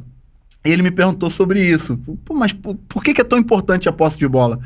E eu fiz a analogia seguinte: Mansur, vamos sair na porrada, eu e você aqui. Durante 10 minutos. 7 minutos eu vou ter um porrete na mão e 3 minutos você. Pode até ser que eu apanhe pra você, mas a chance de eu te bater é grande. Eu brinquei assim com ele, e ele gostou, e ele botou aquilo ali, e aquilo ali marcou. Mas, na verdade, a posse de bola, ela tem muito mais a ver, na minha opinião, com coragem do que a posse de bola mesmo. Porque eu acho que existem diversas formas de se controlar um jogo. Você pode controlar um jogo pela posse de bola. Você pode controlar o jogo porque o jogo acontece mais no campo do adversário do que no teu campo. Você pode controlar o jogo porque as ações de definição do jogo a teu favor foram mais do que a do adversário. Então eu tive mais escanteio, tive mais finalização. Cada um escolhe o que quiser. Eu tenho como filosofia de vida, talvez pela minha origem, né, por ser uma pessoa do subúrbio do Rio, e eu acho que essa é a única resposta. Eu sempre vou preconizar a coragem, porque foi isso que me fez um dia gostar de futebol, ver bons times, ver bons jogadores, ver bons jogos. Então, isso me fez me apaixonar pelo futebol. E eu acho que é uma responsabilidade que eu tenho de, nas oportunidades que eu tiver como treinador, também levar isso à frente. Então, essa questão da posse de bola, eu acho que ela está muito mais ligada à coragem. Naquele momento, em 2019, no Botafogo, o momento era muito adverso, né? Salários atrasados, jogadores não falavam com a imprensa, um momento assim desacreditavam muito deles, e a gente ali, de alguma forma, a gente se juntou e vamos fazer um bom jogo, independente contra quem a gente vai jogar, se a gente vai jogar fora ou em casa, se a gente vai jogar contra uma equipe que tem um investimento maior ou não, a gente vai jogar para ganhar sempre, assim. E aí acabou que marcou isso, essa questão da posse de bola com relação ao meu trabalho. Mas acho que isso, assim, na minha visão, é muito mais ligado à coragem do que à tática. Entendeu? Tá certo, Eduardo Barroca com a gente. Dê o seu like na nossa live, se inscreva no canal e ative o sininho pra gente receber as notificações. Agora, Barroca, em relação ao Botafogo, é um clube que você tem um carinho, assim, importante. Carinho não, mas é um clube que Você trabalhou no Botafogo desde a base, não foi isso? Eu trabalhei no Botafogo 4 vezes diferente. Essa última agora foi minha 4ª passagem. É um clube que primeiro eu tenho gratidão. Isso. Vou sempre ter respeito pleno, gratidão. Torço muito para que o Botafogo encontre os melhores caminhos, porque é um clube que eu tenho sentimento, né? Mesmo sendo um profissional de futebol, eu não sei nem se eu posso falar palavrão, mas seria um merda aqui se eu não pudesse falar que eu tenho... Pode à vontade. Se eu não reconhecesse o sentimento que eu tenho pelo Botafogo, o carinho, o respeito, a bem-querência, enfim. Os meus sentimentos pelo Botafogo são os melhores possíveis. É até difícil falar porque isso que aconteceu nessa última passagem, a questão de não conseguir reverter um cenário, é algo que ainda dói em mim, ainda machuca, mas assim, eu me entreguei no máximo, coloquei inclusive minha vida em risco porque eu tive um Covid severo, eu voltei a trabalhar sem recomendação médica e me entreguei no máximo para tentar reverter e a gente não foi capaz de reverter. Mas o meu sentimento pelo Botafogo é o melhor possível, sempre vai ser. Com certeza. O nosso parceiro aqui, Beto Júnior, tem uma perguntinha. Vamos ouvir a pergunta do Betão. Barroca, primeiro eu queria saber de você como foi, por um período, né? Até quando você saiu do Botafogo e tudo mais, naquela primeira passagem, ter sido contratado pelo Corinthians para trabalhar na base do Timão e ter sido, na época, o treinador de base mais bem pago do Brasil, né? Um investimento que o Corinthians fez no seu trabalho, né? No seu talento. Queria saber como é que você trabalhou isso, como é que foi, e falasse um pouco da base, né? Não só a base do Botafogo, que você teve muito contato, mas a base do Brasil. Você é um treinador que tem uma capilaridade na base muito grande. Queria que você abordasse esse tema também da base aqui, que a gente gosta muito de citar no nosso Charla. Valeu, Barroca!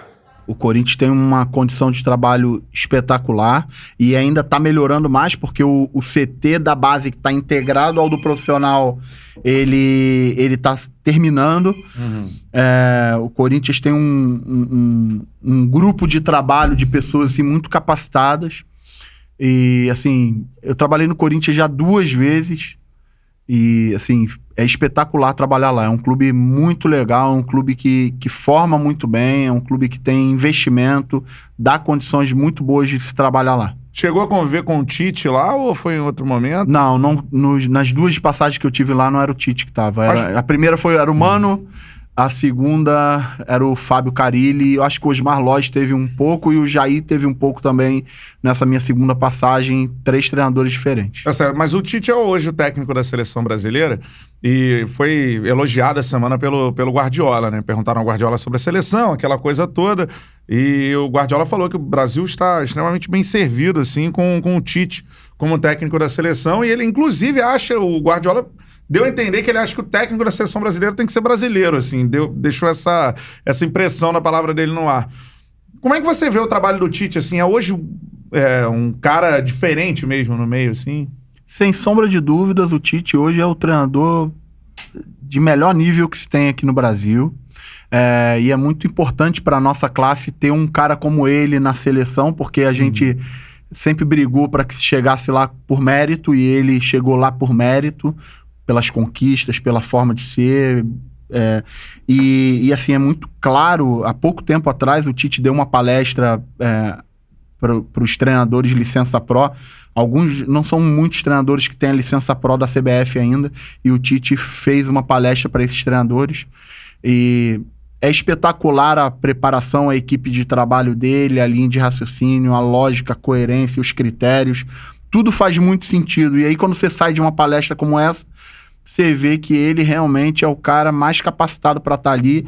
É muito legal ver que mesmo o Brasil não tendo vencido uma Copa do Mundo, que a gente sabe o peso que ele continuou à frente da seleção. Eu desejo muito que ele consiga vencer a próxima Copa do Mundo, mas de qualquer forma eu gostaria muito que ele continuasse como treinador da seleção, porque ele é uma referência, ele agrega outros valores para os treinadores, ele está constantemente participando dos encontros, ele é um cara envolvido com as questões da classe, com desenvolvimento, corta na carne também quando precisa fazer o meia-culpa.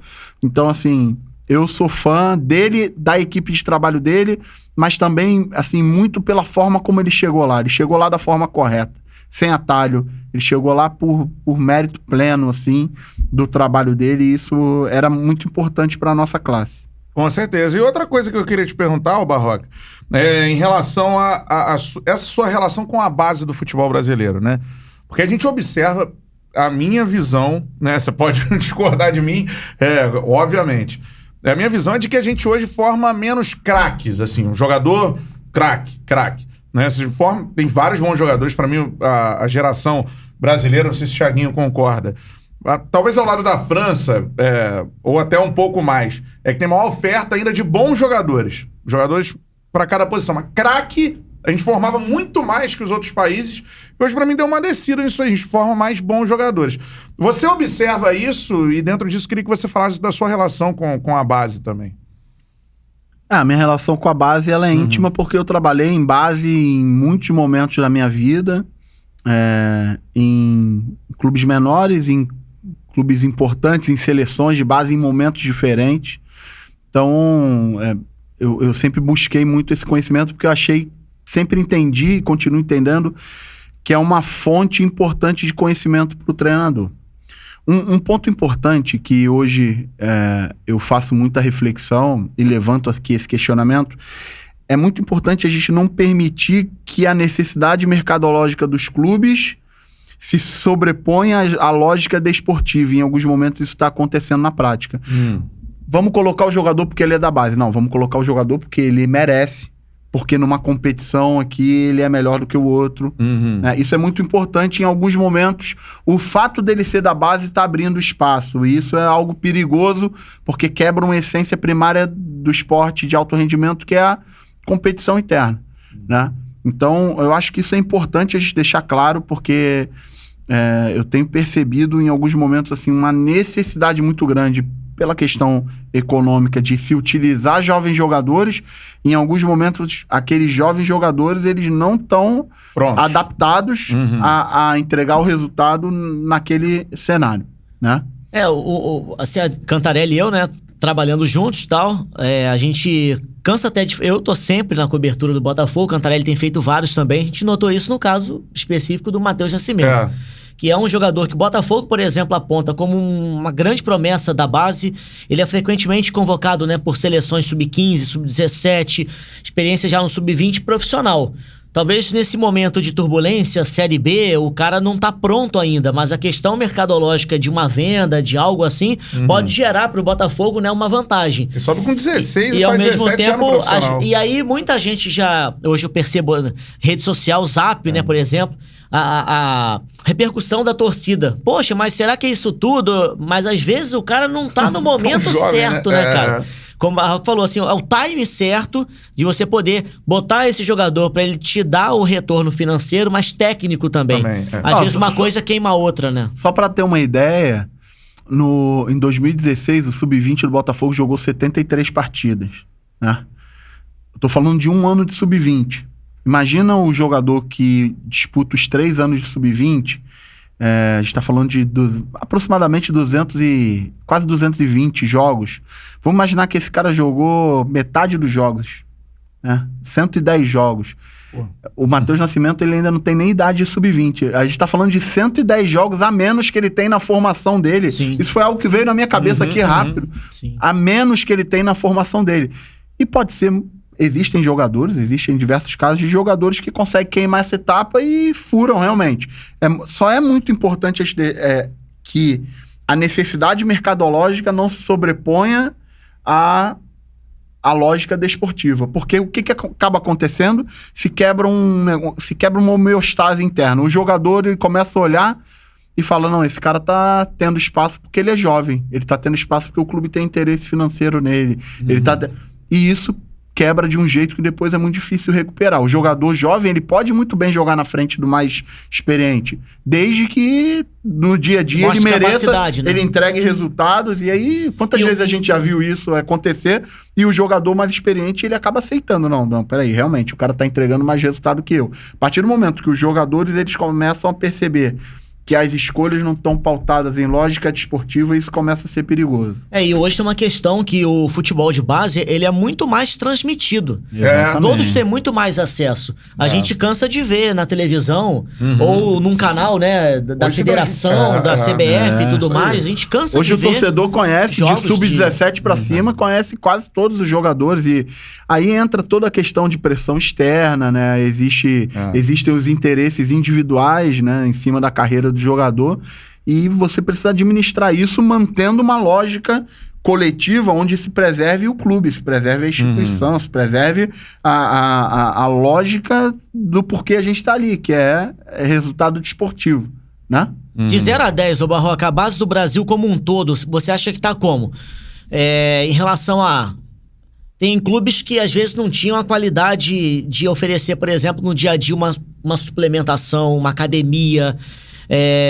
Clubes não têm, às vezes, CTs integrados, né? Que você possa fazer com mais frequência trabalhos do Sub-17 no Sub-20, os dois no profissional. Então, assim, como estrutura num todo no país, né? Você com todo esse seu conhecimento, de 0 a 10, dá pra dizer qual é a nota da base brasileira hoje? Eu consigo falar, só que eu não consigo falar da base. Eu tenho que falar de cada um dos aspectos da base. Por exemplo, se a gente for falar de estrutura, melhorou demais pro que era, melhorou demais. Hoje existem... Eu falei antes da gente começar aqui que a categoria de base do Corinthians tem condições de trabalho melhor do que 99% dos clubes mas sem sombra de dúvida. Profissional, né? De profissional. As condições de trabalho que eu tinha no Sub-20 do Corinthians, incríveis. Tinha tudo. Se a gente for falar com relação ao nível de jogo e condição de informações, eu também acho que melhorou. Acho que hoje a gente tem treinadores, é só ver aí, ó. Vamos pegar rápido aqui, ó. André Jardine, Osmar Lois, todos os treinadores que há pouquíssimo tempo estavam trabalhando em base. A gente pode pegar aqui Carlos Amadeu, que faleceu agora há pouco tempo, foi uma pena. Rogério Micali, todos treinadores de altíssimo nível que disputavam jogos de Sub-20. Então, assim... Tem muita gente boa. Agora, não é o futebol que mudou, a vida mudou. Você falou aí sobre a formação de craques. Hoje em dia, a origem, né? Onde que a gente buscava os grandes jogadores? Hoje em dia, as crianças jogam muito menos futebol do que jogavam. As que jogam, não jogam mais na rua, tem que jogar numa escolinha, tem que jogar num condomínio. Às vezes até as piores condições de jogo que a criança era, né, submetida. Claro. De terra, aquilo desenvolvia demais, desenvolvia muita coisa. Mas tem muito grama sintética, você acha campos e tal, né? Então, assim, se a gente tem uma série de... As competições, excelente. Hoje, um jogador de um grande clube no Brasil... Ele joga 30, 35, talvez até 40 jogos de bom nível no ano. Antigamente, por exemplo, quando eu era bem jovem, quando eu comecei a trabalhar, aqui no Rio só se jogava os jogos Flamengo, Fluminense, Vasco, Botafogo, Madureira. Eram jogos ali importantes do ano. Jogavam 5, 6, 8 jogos no ano e pronto. Hoje você tem as competições nacionais. Um garoto de 17 anos... Ele joga numa quarta contra o Corinthians de São Paulo, aí no sábado ele joga contra o Inter aqui, aí na outra quarta-feira ele vai em Fortaleza jogar contra o Ceará. Pô, isso aí vai maturando ele, jogos de nível muito bom, competições mais organizadas. Então, assim, a gente tem que pegar vários aspectos, assim, mas eu acho que dentro da realidade tem muita gente boa na base. A gente tem também hoje o Jardine, que lidera o processo na seleção, que é um cara que está ali por mérito, é um cara que tem muito conteúdo, é um cara que tem muito a acrescentar para o futebol brasileiro. Então, assim, eu me vejo muito representado no que está sendo construído. Eu tenho algumas questões e você vai mandando seu comentário aqui, dando like na nossa live e ainda se inscrevendo no canal e ativando o sininho para receber as notificações. 2019 você chegou a enfrentar o Jorge Jesus como treinador? Enfrentei. Em clássico, Botafogo e Flamengo. Foi um cara muito exaltado, né? E a gente não consegue fugir da questão do que o time do Flamengo em 2019 fez de impressionante, né? Até de jogar da mesma forma dentro e fora de casa. Como foi esse embate? O que você lembra? E assim, é diferente mesmo? É um cara muito competente, acima da média? Como é que é? Eu tenho duas coisas a falar desse assunto que eu acho que são importantes. Primeiro, esse jogo com o Jorge Jesus, não sei se vocês lembram, o Botafogo perdeu o jogo de 3-2 no Maracanã. Lembro. Sem sombra de dúvida, foi uma das melhores partidas da gente no campeonato, se não a melhor sob o meu comando. A gente conseguiu algo que era um desejo da gente, que era marcar em cima, e a gente fez um gol com 2 ou 3 minutos de jogo. O Cícero fez um gol de cabeça. Quer dizer, vamos pegar os caras em cima, a gente faz um gol logo, era tudo que a gente queria. Depois, no final do primeiro tempo, o Gerson empatou o jogo. O Gabigol virou o jogo. Depois o Diego Souza fez um golaço de falta, chutou lá do meio da rua, fez um golaço. E no final o Flamengo fez o 3-2. A gente jogou demais, se esforçou muito, jogou muito próximo da nossa plenitude. E o Flamengo ganhou, me pareceu. Sabe o sentimento que você tem assim, ó? Eles ganharam sem fazer tanta força, assim. Era tão forte o jogo coletivo, a individualidade dos jogadores, a atmosfera, aquilo ali era tão forte que eles, mesmo a gente jogando no nosso limite, eles não foi suficiente. Eu saí assim com o sentimento assim, nós fomos no nosso limite. Não foi suficiente para empatar nem vencer eles. E sobre essa equipe do Flamengo, eu enfrentei eles 3 vezes. Uma com o Jorge Jesus, a segunda eu já pelo Coritiba, que foi essa que eu contei anteriormente, aí era o Domenech. E a terceira agora pelo Botafogo era o Rogério. Eu nem tava na beira do campo, porque eu tava com Covid, mas é um grupo de jogadores, assim, espetacular, né? Eu enfrentei eles em 3 cenários diferentes e em todas elas, assim, eles apresentaram o jogo... muito acima, assim, o elenco, né? A minha percepção é espetacular desse grupo de jogadores, pelo que eles fazem em campo. Tá certo. E o Jorge Jesus nesse embate estratégico, você lembra, mais ou menos? Tentou marcar em cima o Flamengo, é isso? A gente marcou em cima... Era uma característica do Botafogo, era uma característica daquele time lá, a gente marcou em cima, mas eles tinham muita qualidade ofensiva, saída de bola. E aí eles, até a metade do primeiro tempo foi bem equilibrado, depois eles sobressaíram e pressionaram a gente, empataram o jogo. Depois, no segundo tempo, o jogo tava 1-1, o Pimpão perdeu um gol assim, uma chance clara, chutou por cima, seria o 2-1 pra gente. Eles tiveram a oportunidade, um cruzamento, o Carly tirou de cabeça, o Gabigol fez um golaço de fora da área, um golaço. O Diego fez um outro golaço, o gol do Diego foi espetacular. E depois o terceiro gol, eles entraram tocando assim, quase com bola e tudo, um jogo coletivo muito forte. Eu lembro que era muito difícil jogar contra eles, porque eles tinham muitas ferramentas, eles tinham velocidade, poder de decisão, drible, improviso, eles tinham bola parada forte, não era fácil não. Imagina a dificuldade, né? Com certeza, cara. Ô Barroca, só entrando num outro assunto aqui, que é a Série B do Campeonato Brasileiro. A gente, né, nesse período de entrevista, os campeonatos estão no início, eles estão começando. E são 3 grandes, por toda a tradição, né, que é no futebol do Brasil, Botafogo, Vasco e Cruzeiro, mas existem outros grandes também. Talvez sejam taxados grandes, mais locais, mas também tem uma abrangência nacional. Casos de Goiás, de Curitiba, Avaí, Ponte Preta, Guarani e outras equipes, né? Essa Série B... Vitória, ela tende realmente a ser a mais difícil que já existiu e, pelo que a gente viu até agora, acreditar que um grande não vá subir é possível? É possível. Porque são 4 vagas, tem esses 3 e outros grandes também, né? Bem, eu tive 2 experiências como treinador em Série B, uma no Atlético Goianiense, que no final a gente conseguiu o acesso, e uma agora no ano passado no Vitória. É uma competição equilibrada, difícil. Tem muita gente que tá na Série B. É porque, na verdade, a diferença da Série B para a Série A, além, obviamente, do investimento, tudo isso, é que a Série B ela só te oferece 2 coisas. A permanência na Série B ou o acesso. A Série A, ela te oferece outras coisas. Oferece o título, oferece a vaga na Libertadores direto, na pré-Libertadores, na Sul-Americana. Você permanecer. A Série A te oferece outras coisas. A Série B, ela só te oferece duas coisas. É mais difícil, então, nesse quesito, a Série B, por exemplo. Você parte... Só que, assim, tem muito time que tá na Série B e que já tá ali há um tempo e que tem ali os jogadores habituados a toda a característica da competição. Existem clubes que sabem exatamente onde captar jogadores que convivem bem com a competição. Existem... Principalmente em termos de viagem, é isso? Assim, as viagens são mais longas, né? As viagens, por exemplo, do Sudeste, a Série B, por você não ter um potencial de investimento tão alto, existe uma característica na montagem do teu grupo.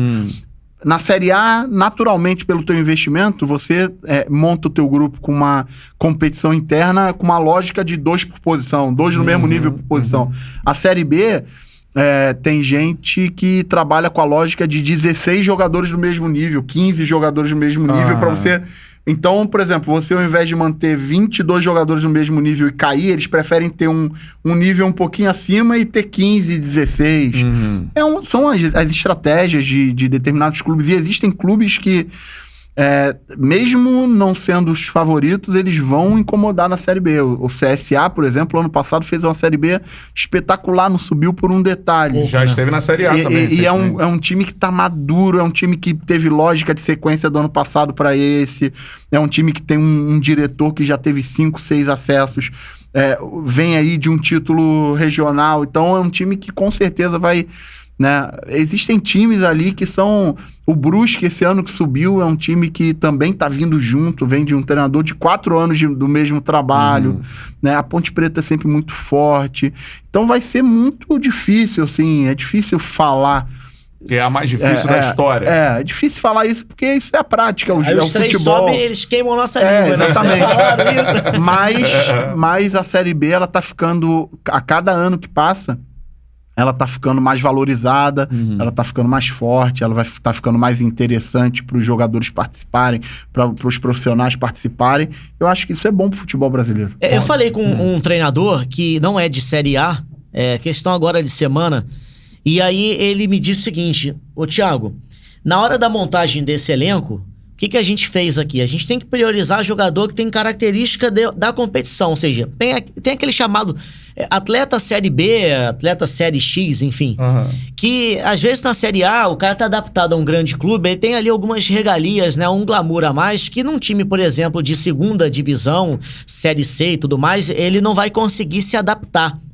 Então, muito mais do que talvez a qualidade técnica, é o perfil, aquele cara que eu vou saber que ele tá comprometido para brilhar realmente numa Série B, numa Série C, numa outra divisão que não seja a elite do Brasil. Isso acontece? Se eu for pensar só desportivamente, eu não tenho a menor dúvida, se pegasse esse time do Flamengo e botasse pra jogar a Série B, eles seriam campeões. Foi ser jogador. Carlos Alberto, o Real Madrid na Série B não subiria. Não. Botar... Se a gente, vamos pensar só desportivamente, né? Porque é futebol, ali dentro de campo... Seria desproporcional, por exemplo. Hoje, por exemplo, uma coisa que se tinha antigamente que não tem hoje é a questão dos campos. Hoje os jogos da Série B são em campos muito bons. É verdade. Também. Antigamente, Antigamente existia muito essa questão dos campos e tal. Hoje não é mais assim. Hoje não tem mais esse problema. A gente está convivendo com a questão da falta de torcida. Então, o ambiente externo também é algo... Você vai jogar contra o Operário lá em Ponta Grossa, é terrível externamente, é uma pressão, um estádio pequeno, os caras te cospem, isso aí interfere, a participação ali interfere. Né? Então... Talvez, quando esse treinador tenha falado isso pra você, ele tenha falado com essa lógica, que realmente existem jogadores que estão jogando a competição ali há algumas temporadas e que sabem exatamente o que vão enfrentar dentro da competição. Logística, não jogar domingo e quarta, jogar terça e sexta, aí daqui a pouco jogar uma terça, só jogar na outra sexta, ficar 10 dias. A Série B, ela tem algumas características diferentes da Série A, e que o cara que tá ali muito habituado, ele não se surpreende tanto com algumas coisas. Isso aí pode ser uma linha de raciocínio. Se a gente for pensar só desportivamente, sempre o melhor time vai estar mais próximo de vencer, né? Na lógica simples.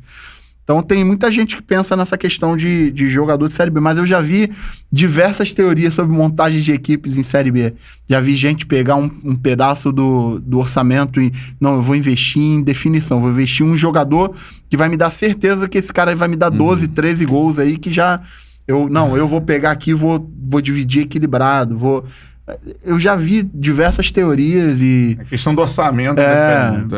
Exatamente. Agora, ô Barroca, você desde que saiu do Botafogo, tá avaliando o mercado. Você falou pra gente aqui como tem sido o seu período de estudo, né? E impressionante ver como é que você estuda, né? Sabe todos os treinadores, enfim, observa jogos, conversa com treinadores que você teve embates e tenta, né? O mais impressionante que eu achei é como você tem essa capacidade de entender como está o seu trabalho e o que você precisa para melhorar, sempre observando isso, né? Tá na hora de voltar a trabalhar? O meu planejamento... assim, nunca tinha acontecido na minha vida profissional, desde que eu comecei a trabalhar com futebol, de eu dar uma parada, assim. Eu vou sempre emendando um trabalho atrás do outro. A minha linha do tempo foi essa, foi sempre saindo de um trabalho, entrando em outro. E dessa vez, pela primeira vez... Ano passado, assim, eu fiquei bastante impactado com a questão do Covid. Quando o Covid começou, eu estava no Coritiba, a gente estava super bem, a gente estava liderando o campeonato, estava invicto, estava bem na fase final, assim. E... Alterou tudo. Alterou tudo. Conviver ali naquela incerteza no primeiro momento. Depois eu voltei para Curitiba, minha família não foi junto. E depois quando venho pro Botafogo, com 2 ou 3 dias de Botafogo, eu pego o Covid. Minha família não estava aqui, estava em Salvador porque eu tinha ido pro Vitória, então eu fiquei um tempo longe da minha família. E você teve complicações? Como é que foi? Eu não tive... Eu não posso nem falar, porque tem tanta gente aí que sofreu tanto, mas a minha não foi tão simples, me pegou forte, assim, organicamente, o meu pulmão ficou comprometido. Mas diante daquele cenário que a gente estava vivendo, eu realmente coloquei em segundo plano e foquei. Mas só para você ter uma ideia, eu tive Covid no dia seguinte o Anderson, que é meu preparador físico, teve também. Quando eu voltei da Covid, o Felipe Lucena, que é o meu auxiliar, o pai dele teve, entubou. Então, assim, foi muito presente no trabalho toda aquela incerteza. E aí, quando eu saí agora, eu falei, cara, pela primeira vez eu vou experimentar o fato de não pegar nenhum trabalho no estadual. Eu recebi oportunidades, assim, tive possibilidade de trabalhar e falei, não vou pegar nada no estadual. Primeiro, porque é uma oportunidade de eu ficar com a minha família um período. Segundo, que nesse período de pandemia é uma oportunidade de eu também me resguardar. E também uma oportunidade grande de olhar para dentro, olhar para o trabalho, olhar aquilo que tinha sido feito, dar uma olhada profissionalmente para me desenvolver, para conseguir transferir essas experiências aí para um próximo trabalho. Então, no meu planejamento, a ideia é voltar a trabalhar agora nesse Campeonato Brasileiro. Além do Chile, você também teve proposta de fora, mundo árabe, não é isso? Que você até recusou também. Eu tive uma proposta oficial de um clube dos Emirados Árabes. E a verdade é que eu fiquei com bastante receio de mudar radicalmente a minha vida e ir pro outro lado do mundo no meio de uma pandemia. E fiz a escolha de não ir, porque entendi que nesse momento a minha vida é mais importante do que qualquer coisa profissional. A segurança da minha família, a segurança dos meus filhos. Então, eu não ia pegar minha família, colocar em risco e ir pro outro lado do mundo. Nesse cenário que a gente tá vivendo, eu não me senti seguro para ir, então optei em não ir realmente. E hoje, para você, tem algum caminho, algum objetivo? Eu tô mirando isso aqui, desejo receber uma proposta, por exemplo, X para eu seguir, ou não. Pode ser que, por exemplo, surja lá uma proposta do Equador, assim, para você, que você analise uma proposta boa financeiramente, boa de trabalho, né, com pessoas competentes, que tem ali uma questão que também ela iguala ao que eu penso, né, no modo de trabalhar, e você aceite ou não? Quero continuar no Brasil, por exemplo, tal lugar? Não, para mim é muito importante que o projeto ele seja um projeto de construção, porque a minha característica de trabalho é de construção. Eu não sou um treinador que vai dar resultado de qualquer forma ou de uma forma paliativa. Não é a minha característica de trabalho. Eu sou um profissional de construção, só acredito no resultado através de consequência de processos. Então, eu com certeza, caso receba algum convite, vou avaliar a lógica daquilo ali, desportiva, a lógica da característica dos jogadores com aquilo que eu acredito para poder aceitar ou não. Noticiário já surgiu o seu nome ligado a algum clube que vai disputar a Série B. Tem que perguntar, não tem jeito. Não tem problema. Sempre surge. No caso é a Ponte Preta. Isso é normal? Isso é normal. Já aconteceu também a semana passada. Já tá com a mala clube. pronta pra Campinas? Não tô não. Se eu tivesse, eu não estaria aqui. Show de bola. Agora, Barroca, qual é o seu, pra gente aqui, já tá na reta final do papo, seu sonho profissional, assim, é o quê? Seleção brasileira, é ser campeão brasileiro com uma grande equipe, Libertadores, trabalhar fora do Brasil. Qual é o seu principal foco como treinador? Em 2013, quando eu saí do Bahia, e que foi a transição de 2013 até 2014 que eu fui pro Botafogo, eu iniciei um trabalho de coaching pessoal com a Suzy Fleury, que é uma psicóloga do esporte aí bastante conhecida. Renomada. E a gente fez um plano de carreira que a gente chamou de cabine de comando, né? Que eu queria que acontecesse nos meus próximos 10 anos, né? E a gente foi desenhando aquilo ali junto. E o meu anseio em 2023 era poder ter possibilidade de escolha. Poder escolher trabalhar no clube que eu gostaria de trabalhar, levando em consideração as coisas da minha vida pessoal. Se eu vou levar minha família junto ou não, se eu vou sozinho ou não, se é um lugar próximo ou não. Então, eu continuo firme nesse propósito, que o meu sonho profissional é poder sempre ter possibilidade de escolha, né? Possibilidade de escolha. Eu acho que a pior coisa que pode ter é você ter que ir trabalhar simplesmente pela necessidade. E isso aí não te dá o direito de escolher. Então, eu até hoje estou conseguindo caminhar no direito de escolher. Espero que, que eu consiga realizar outros trabalhos, agregando valor às instituições, aos clubes, às pessoas, para que eu continue e possa aumentar ainda mais o meu leque de possibilidades de escolhas para frente. Com certeza, e que as suas escolhas sejam bem feitas aí e que a carreira vá fluindo. Tem mais um... Posso só puxar uma outra coisa aqui com o Barroca? Claro, Thiaguinho. Ele tá sempre, ó.